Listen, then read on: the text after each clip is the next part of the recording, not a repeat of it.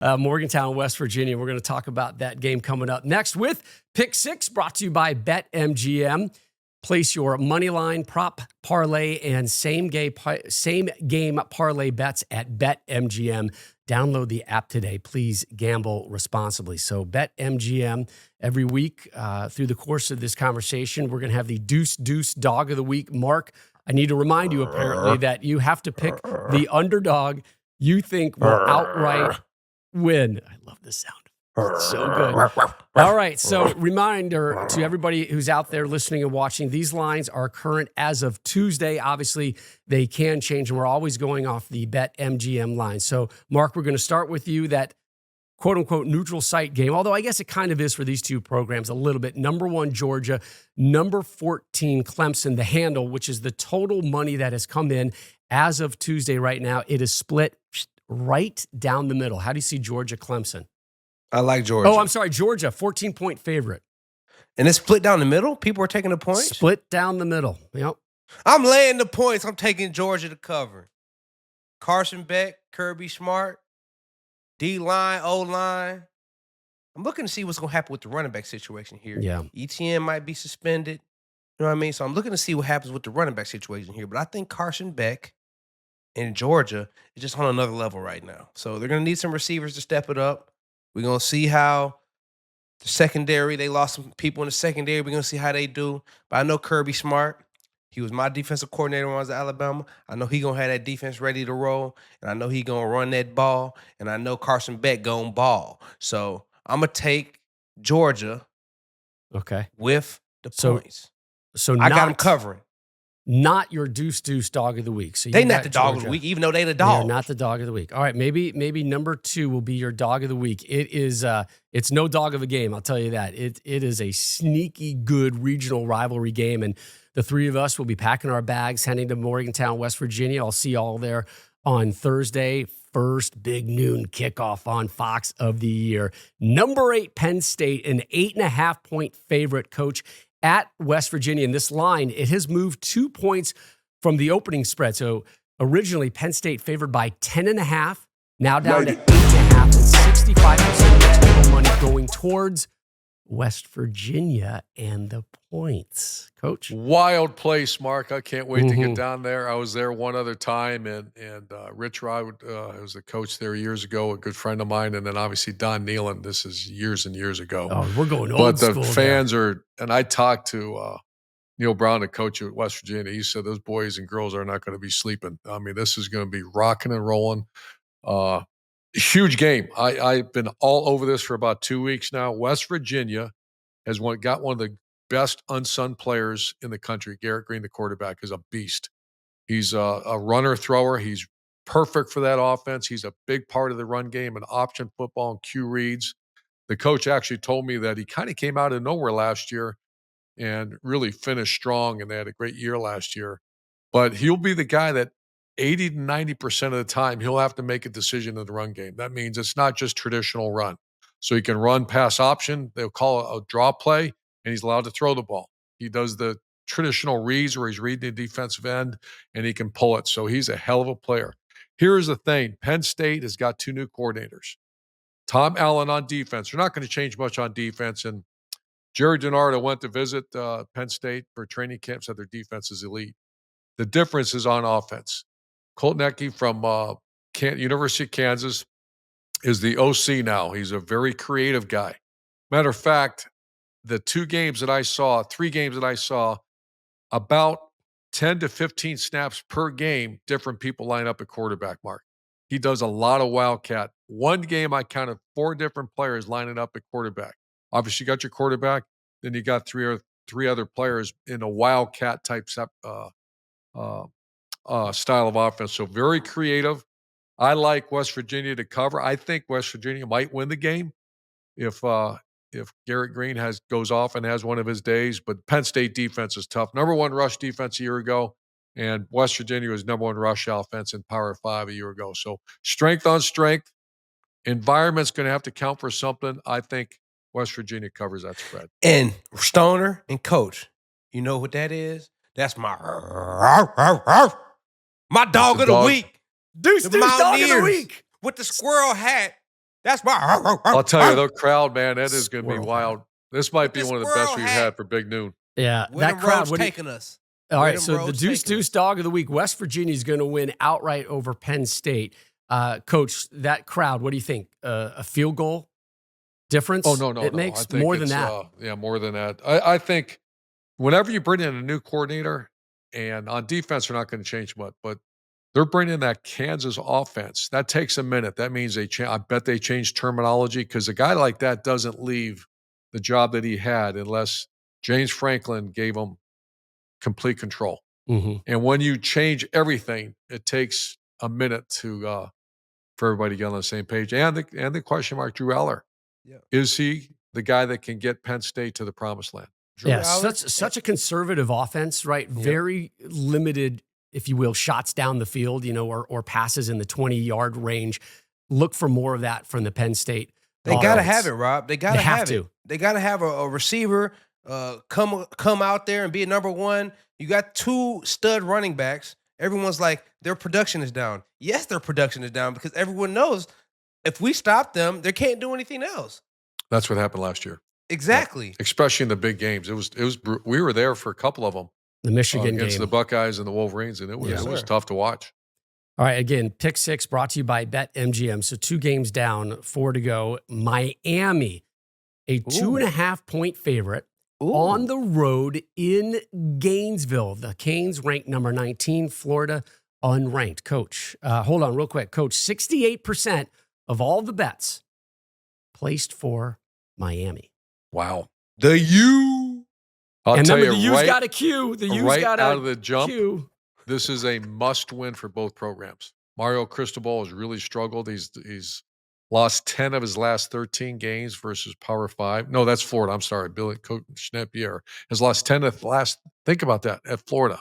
Lost 10 of the last 13 games against Power 5. Mario Cristobal at Miami is 12-13 the last 2 seasons.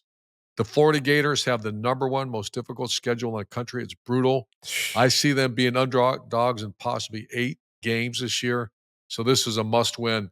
Miami's got a transfer quarterback, Cam Ward, for Washington State. I went back and watched him. He's an excellent player. Was one of the top transfer guys available in the portal last year. They have 2 great receivers, and they got Reuben Bain, the top defensive end. So I like Miami to probably win it. I think Florida will cover. I think it's going to come down to final possession, and it's going to be a hell of a game. You like Florida to cover. It's a 2.5-point spread. I think it's going to be 1 point. I think it's going to. Wow. I think it's going to come down to a field goal win. And I think Miami this is a must-win game. Whatever team loses, their fan base is going to be in shambles. Oh, I know. A mess. Whatever team loses, their fan base is going to be not a Pack fan it in. anymore. Poor They're not gonna state be a of fan Florida, anymore. right? The Tallahassee's already a mess.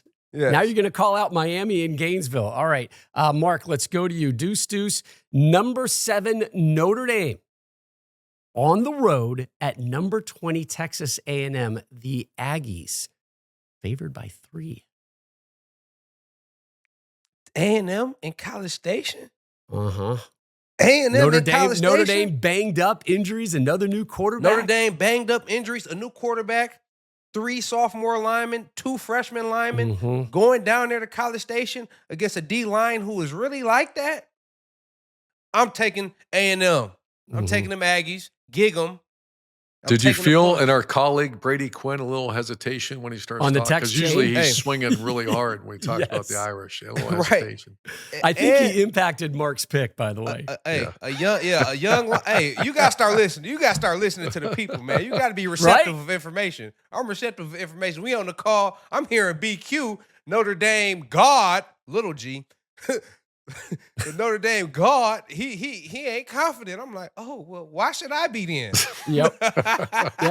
You got to listen to the people. You gotta listen to the. Speaking of listening to the people, I listened to the people. I got the next game. Number 13 LSU, 4.5-point favorite, taking on number 23 USC. This game in Las Vegas, the Vegas Kickoff Classic.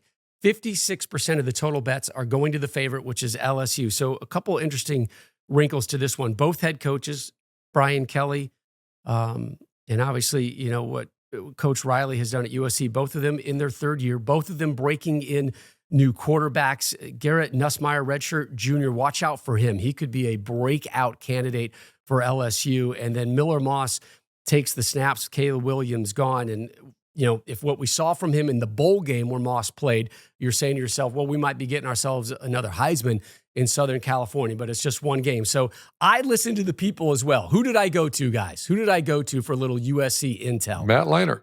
You bet I did. You bet I did. And I said, Matt, in no specific order, give me a USC concerns list, all right? And I think a lot of these we can figure out pretty easy. Defense. I didn't need Matt for that one. But number one, he goes defense. Some new coaches there. They were one of the worst defenses in the country a year ago. Defense is an overall concern, more specifically up front. They've added size. They've added some depth, but can they play week in and week out against that new grueling Big Ten schedule, which is part number two. Of course, the LSU game, a bit of an early measuring stick. Home, Penn State, Nebraska, Notre Dame, Wisconsin, on the road, at Michigan, at Washington. So they could easily lose, according to Matt, 5 games. Again, this is Matt Leinart, USC Heisman legend. Wow. Number 3, Miller Moss, more of an unknown. Again, we talk about that bowl game. He was fantastic.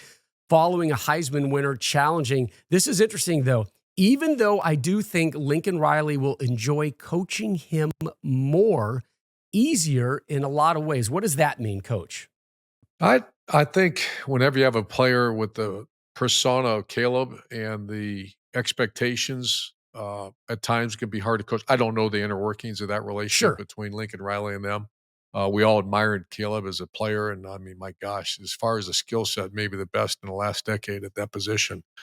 But it can wear on you a little bit when I imagine the coach just felt so much pressure to put him in situations to win. And here we are, one of the greatest players, a Heisman winner, one of the greatest players talent-wise maybe in the past 10 years, and it leaves USC without a ring on his finger. That's terrible. I mean, that's you just feel awful about that. So maybe it's just a fresh start out in Southern Cal. And Matt Leinart would know much more than he's probably got his thumb all over that one. And it's always interesting to me in any sport, if you've got a dog, right? If you got a deuce like Mark Ingram or somebody on your team, the whole team just kind of leans on that human, right? Just like, all right, it's up to you. It's up to you. When that big personality, when that big player leaves, I think sometimes he takes that vacuum with him, and it creates this opening pasture for more players to contribute and feel like, hey, I need to play a bigger part in this game. So a lot of times it feels like addition by subtraction, even when you're losing a mega talent like a Caleb Williams. All right, let's go back to Matt Leinart. He's worried about the loss at wide receiver. Of course, Zachariah Branch, I mean, a tremendous special team threat. He is the guy, but who else is going to be there to throw it to? The awful offensive line, Coach, the O-line. They got to get bigger. They obviously grew in size. He recruited pretty well, but certainly a concern. And then his 6th one, Matt Leinart gave me a bonus concern about USC. Lincoln Riley and the expectations here in year 3, if they struggle. He doesn't think they're going to be calling for his job yet, but those expectations, what is it about year 3, Coach, where the expectations automatically become, I think, elevated by the press and by the fan base as well? We need to see results now. Yeah, right? We need to see results now. We gave you time. We need to see results now. You got your guys. Momentum. Keep in mind, these are college players and college coaching staffs, and the point, the most important thing in college is recruiting great players. Once programs start to lose momentum, it's hard to get it back. And you see it all the time where all of a sudden, whether it be a Florida, whether it could be a Miami, and game 1, if they lose momentum, you're going to see recruiting really start to struggle. I think USC's at that point right now where, yes, when Lincoln Riley went over to USC, that was the story of the year, a great coach that took Oklahoma to the playoffs, has not got Southern Cal another blue blood. I mean, that Southern Cal should be a top 5 place every year. They have as good a recruiting talent within a 50-mile radius of that campus as anywhere in the country. A great history. But if you lose momentum, it's hard to get that ship back on track. So that's why year 3 is always so critical. Yeah, and again, Brian Kelly in year 3, LSU, the favorite. And I think LSU is going to cover. They're favored as of Tuesday by 4.5 points. So I got LSU Stoner winning and covering. Yes, sir. There's going to be no defense in that game. Both those defenses were abysmal last year. I didn't talk about the over-under. I just said LSU is going to cover. They're going to win. By the way, we gave Matt some love. We love Matt Leinart, right? We love him. Guess what? He's got a new podcast, Throwbacks. It launches next week, and you can find it wherever you find your podcast. So wherever you find the triple option, just go ahead and start downloading Throwbacks, Matt Leinart. Yep. And our boy Jerry. Podcast. Yeah, Jerry's going to be doing that. I really enjoyed as well. meeting Jerry. Good dude. Jerry's man. a good man. Man, he cares AKA about Proctor on Power.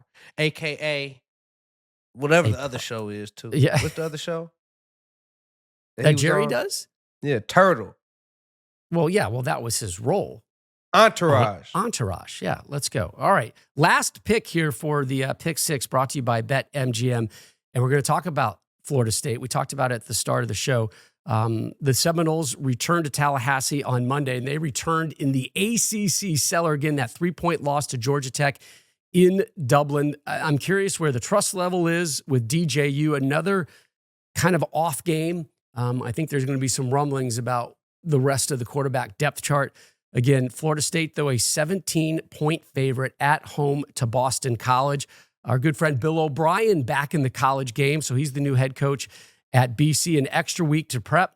Again, the Eagles went 7-6 last year. Patrick Payton off the edge. He could be a difference maker for Boston College. They strengthened their defense through their portal. Their quarterback, Tommy Castellanos, elite feet. The arm can be a bit of a roller coaster. And again, Florida State favored by 17.